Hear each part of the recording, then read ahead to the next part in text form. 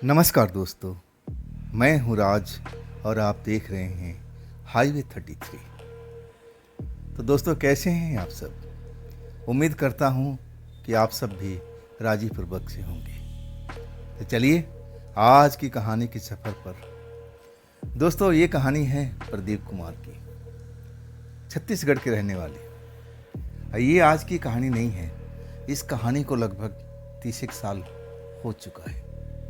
1995 की बात है, जब प्रदीप कुमार जी कॉलेज में थे, पढ़ाई कर रहे थे। अब उनके जो माता पिता थे, पिता रिटायर हो चुके थे और उनकी जो बड़ी बहन थी, अब उनकी शादी भी हो चुकी थी। शहर में रिटायर होने के बाद अब उनके पिता, प्रदीप कुमार के पिता, एक अपना घर बनवाते हैं और वहीं पर प्रदीप कुमार जी अब अपना पढ़ाई लिखाई सब कुछ होने लगता है। लेकिन उनके जो पिता थे ना, गांव से भी ताल्लुकात रखते थे। ज़मीन थी, जब खेती का सीजन होता था तो 1-2 महीने के लिए अपने गांव पे जाते थे। प्रदीप के मम्मी पापा दोनों लोग गांव चले जाते थे, लेकिन पढ़ाई लिखाई कर रहे थे ना, कुछ बनना चाहते थे और वो छुट्टी तो कर नहीं सकते थे, तो अपने घर में रहते थे। ये जो कहानी की शुरुआत हुई थी ना, जब सीजन था खेती बाड़ी का और 2 महीने के लिए अब प्रदीप कुमार जी के माता पिता गांव चले जाते हैं और घर में अकेले ही अब प्रदीप कुमार जी रहते हैं। वो रात तो कभी वो भूल ही नहीं सकते, जब अब पढ़ाई लिखाई करके और अपने बिस्तर पर सोए हुए थे। अचानक उनको ऐसा लगा कि जैसे बाथरूम का नल जोर से किसी ने खोल दिया हो, फव्वारा खोल दिया हो, धड़ाधड़ पानी गिर रहा हो। नींद खुल जाती है, भाग के जाते हैं। उनको लगता है कि कहीं मैं नल खुला छोड़ के तो नहीं आ गया, लेकिन उनको अच्छी तरह से याद था कि नल तो बंद किए हुए थे। नल बंद करके फिर दोबारा अपने बिस्तर पर जाते हैं, सो जाते हैं और कुछ देर के बाद बाथरूम से आवाज़ नहीं, किचन से आवाज़ आती है। किचन से जैसे बर्तन भाड़े गिर रहे हैं और तब वो दौड़ के जाते हैं, कोई बिल्ली तो नहीं घुस गई है। लेकिन बिल्ली भी नहीं होती है, कोई दिखाई ही नहीं देता है। अब इस तरह थोड़ा वो डर गए थे। माता पिता होते तो वो डरते नहीं, लेकिन अकेले इतने बड़े घर में थे और वो एकदम डर के मारे कांपने लगे कि कोई भूत प्रेत हमारे घर में तो नहीं आ गया। प्रदीप कुमार जी भूत प्रेत को मानते थे, उनका परिवार भी मानता था, विश्वास करता था कि शक्तियाँ होती हैं। उनकी जो माँ थी ना, वो भी एक बार भूत प्रेत को देखी थी और वो किस्सा उनको अच्छी तरह से याद है। खैर, उनके किस्सा में नहीं चलते हैं, आगे जो होता है ना, तब उनकी आंखें फटी की फटी रह जाती है। प्रदीप कुमार जी अपने बिस्तर पर बैठे हुए थे और तभी लगता है कि उनके कमरे में कोई आ करके बीचों बीच खड़ा हो गया हो। उनके पलंग के पास में एक परछाई सी हिलती डुलती दिखाई देती है। प्रदीप कुमार जी की हालत खराब हो जाता है। उनको लगता है कि मेरे घर में कोई चुड़ैल, कोई प्रेत आत्मा आग घुसी है। अब क्या होगा? मेरे माँ और मेरे पिताजी तो है नहीं, मुझे कौन बचाएगा? अब एक तरह से और वो डर की अवस्था में थे। ना तो पलंग से उठ रहे थे, ना भाग रहे थे, ना चीख रहे थे, ना चिल्ला रहे थे। डर उन पर हावी हो चुका था। जब पहली बार उस प्रेतात्मा को अपने घर के अंदर में देखते हैं, वो भी बीचों बीच, तो कोई भी उसकी जगह पर, प्रदीप कुमार की जगह पर कोई भी इंसान हो, उस वक्त तो डर ही जाएगा। अब वैसे ही होता है, आवाज़ बंद हो जाती है, लेकिन वो प्रेतात्मा धीरे धीरे धीरे साफ नजर आने लगती है, जैसे वो धुएं के बादल छट चुका हो और वो एक सुंदर लड़की का रूप अब नजर आने लगता है। देखते हैं तो अपनी आंखों पर विश्वास नहीं होता। ये तो कुछ देर पहले कुछ और दिखाई दे रही थी, अब तो इसका नाम ये है। उस लड़की को प्रदीप कुमार जी अच्छी तरह से जानते थे। जानते भला क्यों नहीं, उस लड़की से 2 साल पहले अब एक तरह से प्रेम का अनुरोध किया था, लेकिन लड़की शर्मा करके भाग गई, कोई जवाब भी नहीं दे पाई। हाँ, किस्मत प्रदीप कुमार जी का इतना खराब था कि वो उसका प्रेम को पा नहीं सके। इतनी खूबसूरत लड़की थी और उन्हीं के अब साथ में पढ़ाई करती थी। आखिरकार प्रदीप कुमार जी उस घटना को भूले नहीं हैं, जैसे लगता है कि जैसे कल का ही बात है। अब उसके बाद वो लड़की के साथ में कुछ दुर्घटना घट जाता है। कपड़े डालने जाती छत पर, कपड़ा पसार करके कुछ सूखे कपड़े लेके आती है और तभी उसका पैर किसी कपड़े के अंदर में फंस जाता है और सीढ़ियों से लुढ़कती हुई अब नीचे जा गिरती है। सर में चोट लगता है, हॉस्पिटल लोग लेके जाते हैं उनके माता पिता परिवार, लेकिन वो बच नहीं पाती है। बड़ा दुख का घड़ी था। प्रदीप कुमार जी कहते हैं कि मैं उस दुख की घड़ी में वहाँ पर था, उनके परिवार के साथ में था। मेरी आंखों से आंसू निकल रहे थे, लेकिन मैं कर क्या सकता था। सच कहूँ ना कि मैं उस दिन को आज भी नहीं भूलता हूँ। अब वही लड़की अब प्रदीप जी के घर में रात के आधी रात के वक्त में खड़ी हुई सामने अब प्रदीप जी को घूर रही है। ये कैसे हो सकता है, कैसे हो सकता है। प्रदीप जी जैसे अपने होशो हवास में नहीं है और उस लड़की को घूरे जा रहे हैं। उनको लगता है ये संभव ही नहीं है, कोई मर कर के दोबारा कैसे आप वो वापस आ सकता है। नहीं नहीं नहीं, ये मेरा मन का सपना है, मैं काल्पनिक दुनिया में हूँ, ऐसा हो ही नहीं सकता है। लेकिन जब लड़की उनका नाम लेके पुकारती है कहती है, प्रदीप तुम मुझे भूल गए हो, मैं भी तुमसे उतना ही प्यार करती हूँ, लेकिन एक हाया था, एक शर्म थी, इसी कारण से मैं तुम्हें उस बात का जवाब नहीं दे पाई।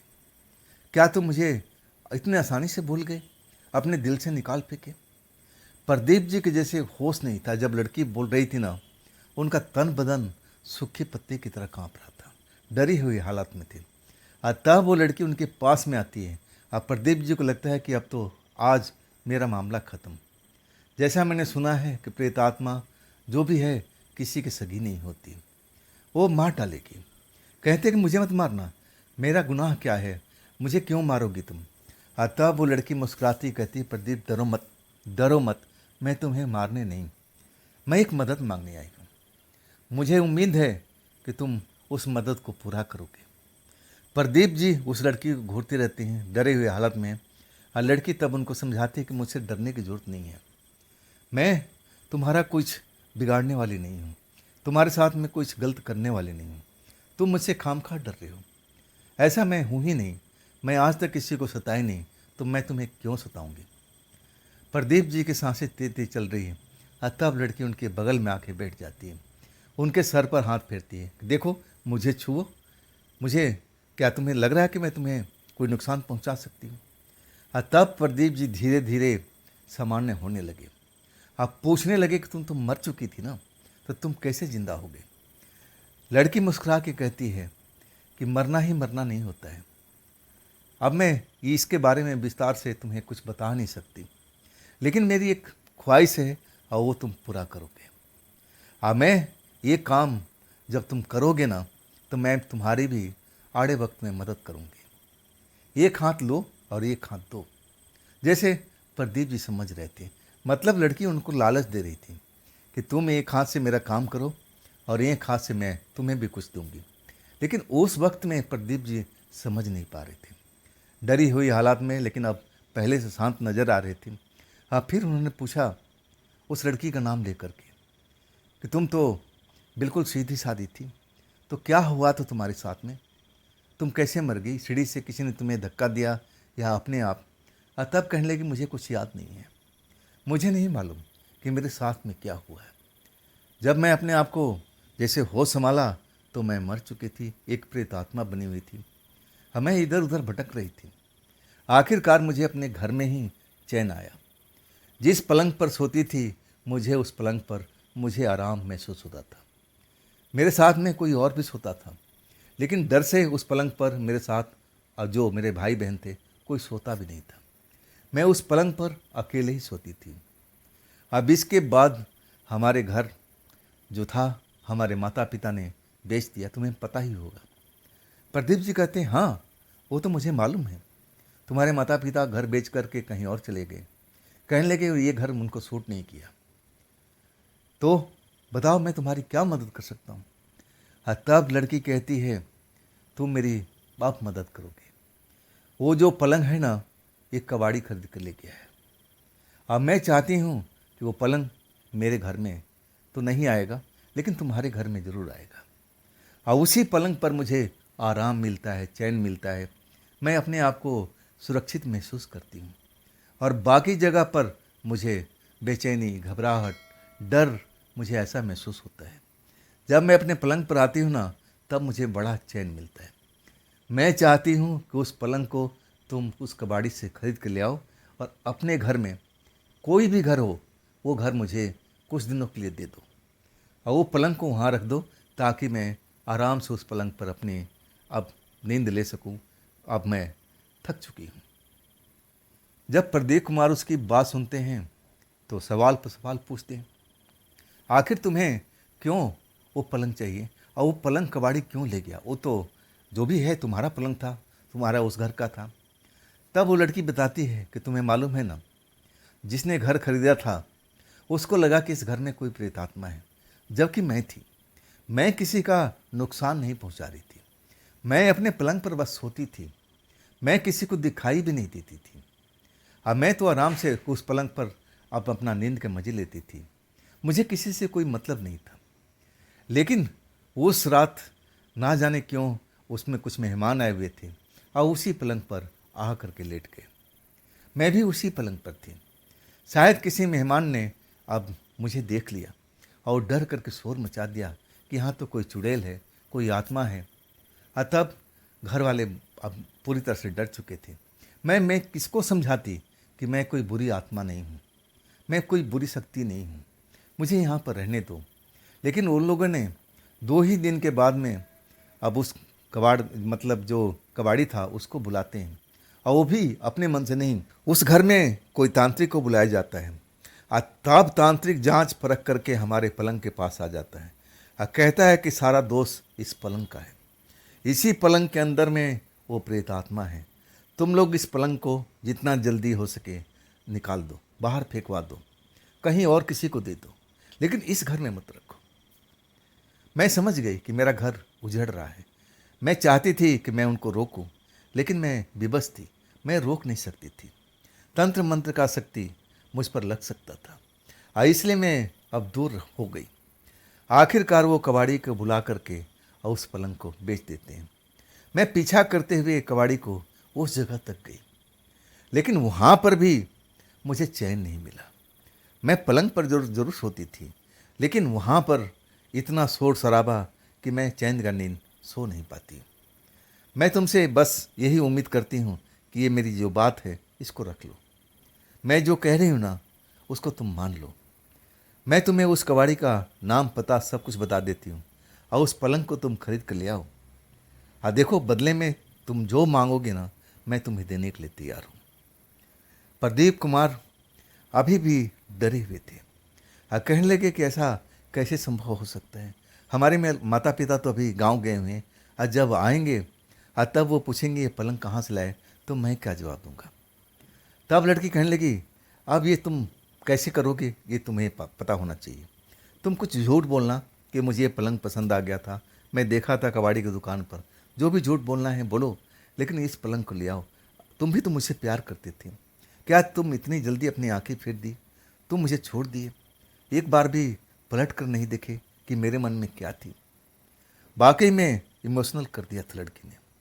और तब प्रदीप कुमार जी कहने लगे, ठीक है, मैं मदद करूंगा, लेकिन मेरे पास में उस पलंग खरीदने के लिए भी पैसे नहीं हैं। मेरे माता पिता तो है नहीं, मुझे पैसे अब कहाँ से मिलेंगे? तब लड़की कहने लगी, तुम पैसे की परवाह मत करो, तुम जाओ उस कबाड़ी से मिलो और उसका मोल भाव करो। हाँ, मैं पैसे का इंतजाम सब कुछ कर दूंगी। आखिरकार अगले दिन अब जो प्रदीप कुमार जी हैं, उनके मन में चलता है कि क्या मैं इस काम को करूं कि ना करूं, लेकिन लगता है कि नहीं, जो प्रेमिका है मेरी अब मर चुकी है, अब उसकी अंतिम इच्छा पूरी करना चाहिए।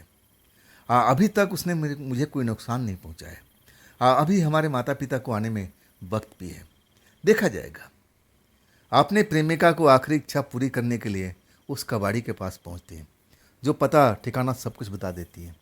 मोल भाव करते हैं, लेकिन उनके बस में अब उस पलंग को खरीदना अब था ही नहीं। पैसे नहीं थे, पैसे थे लेकिन थोड़े बहुत थे, उसमें वो पलंग नहीं आ सकती थी। फिर निराशा के भाव से लौटते हैं। रात के टाइम वही लड़की आती है, कहती है कि तुम गए थे वहाँ पर? प्रदीप जी सब कुछ बताते हैं कि हाँ, मैं गया था, पलंग वैसे कि वैसे है, साबुत है, उसमें कोई छेड़छाड़ नहीं हुआ है। लेकिन हमारे बस का नहीं है, पलंग महंगा बेच रहा है। उसको लगा कि ये लड़का लेने वाला है तो कुछ ऊंचा रेट ही बोल रहा है। और तब लड़की कहती कि तुम चिंता मत करो, तुम सुबह उठोगे ना तो मैं उतना पैसे का इंतजाम कर दूंगी। और वही होता है। तब तक उन दोनों में दोस्ती उतनी ही दूरी की थी, इतनी नज़दीकियाँ नहीं थी। जब रात को सो जाते हैं लड़की भी गायब हो जाती है, और जब सुबह उठते हैं तो उनके पलंग पर उतना ही पैसा अब पड़ा मिलता है। समझ जाते हैं कि आखिर ये पैसा किसका दिया हुआ है। वो पैसे लेकर के उस कबाड़ी के पास जाते हैं, कबाड़ी से पलंग खरीद करके लोड करवा के, लेकिन अब घर लेके आते हैं तो सोचते हैं कि मैं कहाँ इस पलंग का रखूँ। मेरे कमरे में भी पलंग बिछा हुआ है, मम्मी पापा के कमरे में है, मतलब हर एक कमरे में पलंग है। एक ही कमरा बचा हुआ था, वो था छत का, जहाँ पर वो पढ़ाई लिखाई करते थे। वहाँ पर टेबल कुर्सी था। तब उन्होंने उस पलंग को अपने उस छत वाले कमरे पर लगवा देते हैं। इसके बाद लगता है कि मैंने बहुत सही किया। प्रेतात्मा लड़की अब उसी के अंदर अपना आराम करेगी। मैं कुछ देर तक पढ़ाई करूँगा भी नहीं करूँगा, नीचे भी जाकर पढ़ लूँगा, मैं ऊपर जाऊँगा ही नहीं। ऊपर ही पड़ी रहेगी जब तक उसकी इच्छा रहेगी रहेगी और फिर उसकी मुक्ति मिल जाएगी तो अपना धाम को चली जाएगी। ऐसे ही लगा था उनको। लेकिन इतनी आसानी से वो लड़की उनका पीछा नहीं छोड़ने वाली थी। पलंग बिछाने के बाद में रात में अपने बिस्तर पर लेटे हुए थे, आधी रात हो चुकी थी। तब वो लड़की जगाती है उनको और कहती है, तूने पलंग कहाँ लगवा दिया? छत के ऊपर पर। मुझे अकेले डर लगता है, मैं वहाँ अकेले सो नहीं सकती, तुम चलो मेरे साथ में, तुम चलो मेरे साथ में। प्रदीप जी हैरान थे। अरे भाई, तुम प्रेतात्मा हो, मैं इंसान हूँ, ये कैसे संभव है? तब वो कहने लगी, डरो मत, बिल्कुल मत डरो, मैं तुम्हें इंसान की तरह महसूस कराऊंगी। मुझे डर लग रहा है, मैं अकेले छत पर सो नहीं सकती। आखिरकार प्रदीप जी को कन्विंस करती है कि मैं तुमसे प्यार करती हूँ और तुम मुझे छत पर टांग दिए हो, ये पलंग ले जा कर के छत पर रखती हो जहाँ पर कोई है ही नहीं। मैं अकेले सो नहीं सकती, तुम्हें चलना ही होगा। तब प्रदीप जी अब उसके मोह माया में पड़ जाते हैं और फिर ऊपर चले जाते हैं। अब इसके बाद दोस्ती की शुरुआत हो जाती है। प्रेम प्रसंग अब स्टार्ट हो जाता है। पहल वही लड़की करती है। अब इसके बाद तो रोज़ का यही नियम था। प्रदीप जी को भी बड़ा आनंद आने लगता है। किसी को कानों कान जानकारी तक नहीं कि उस घर में चल क्या रहा है, क्या चल रहा है।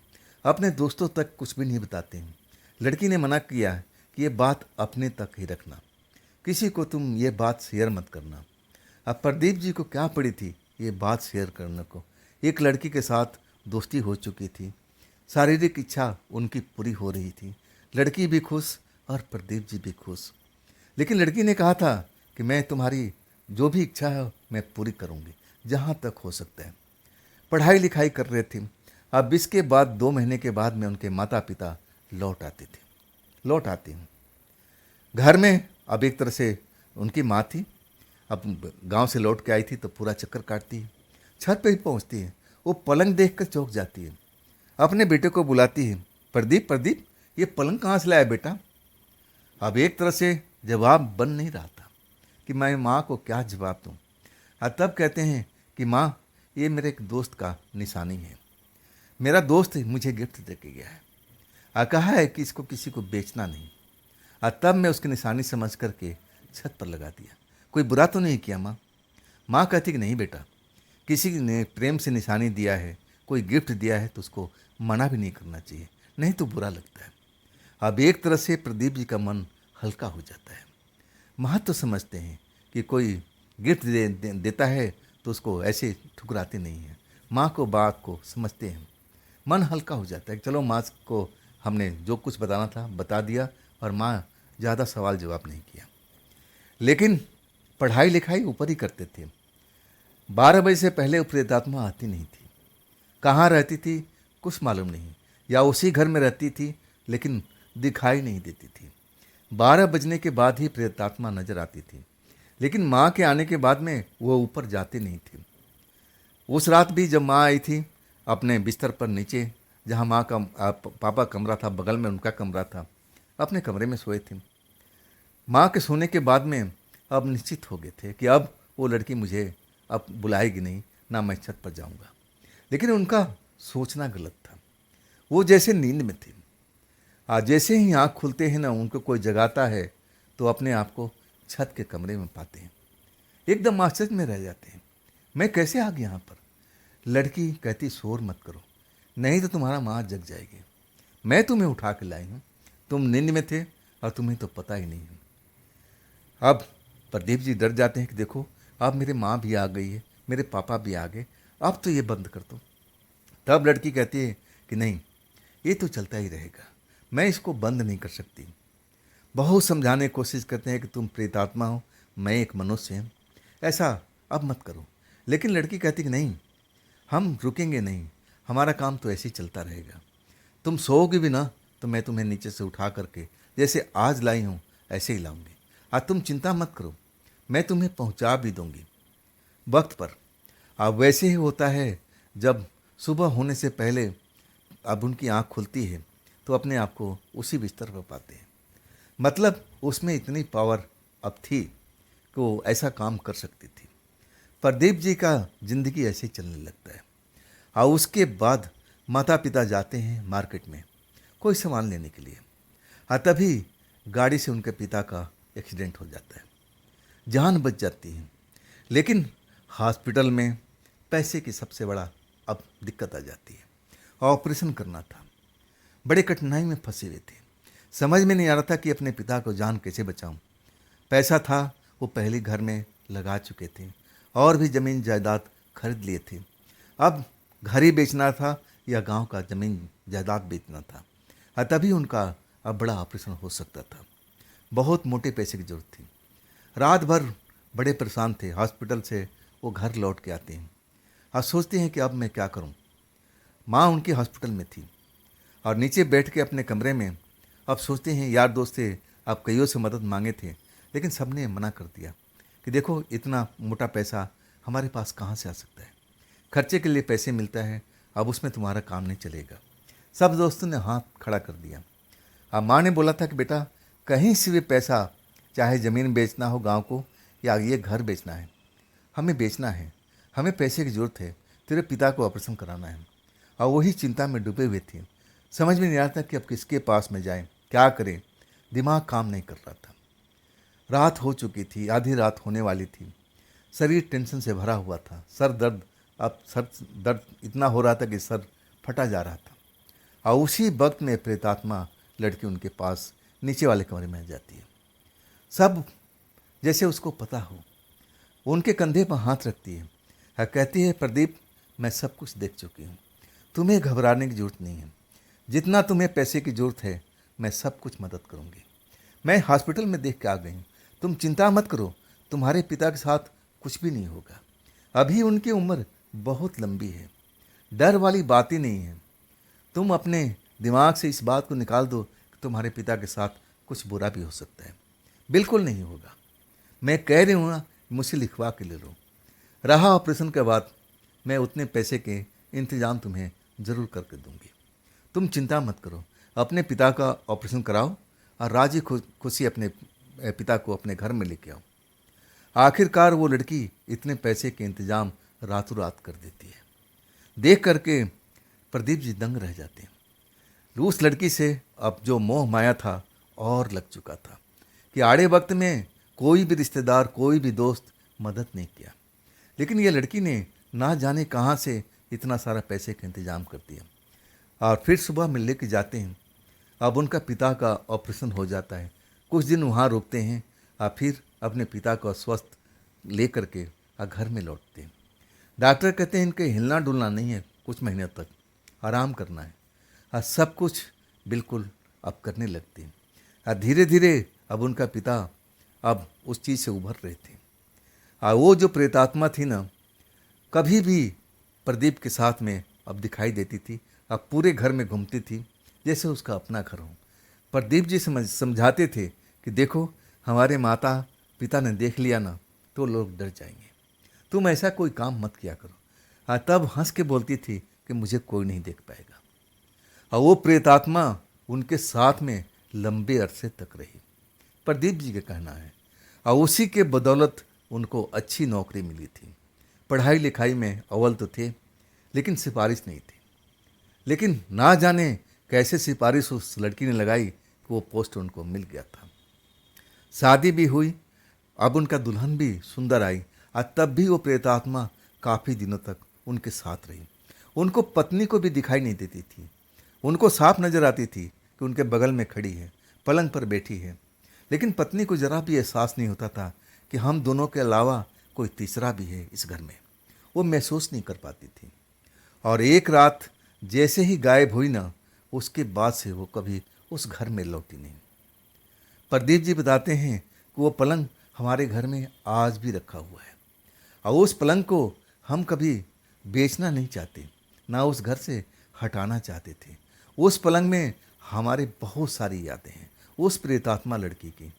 मुझे तो लगता है कि उस रात में उसको मुक्ति मिल गई थी, और तभी तो वो कभी नज़र नहीं आई। नहीं तो वो मुझे ज़रूर बताती। हठात उसके साथ में जो हुआ था ना, शायद वो मुझे बता भी नहीं पाई थी, और वो गायब हो गई। तो दोस्तों, ये थी आज की कहानी प्रदीप कुमार जी की भेजी हुई।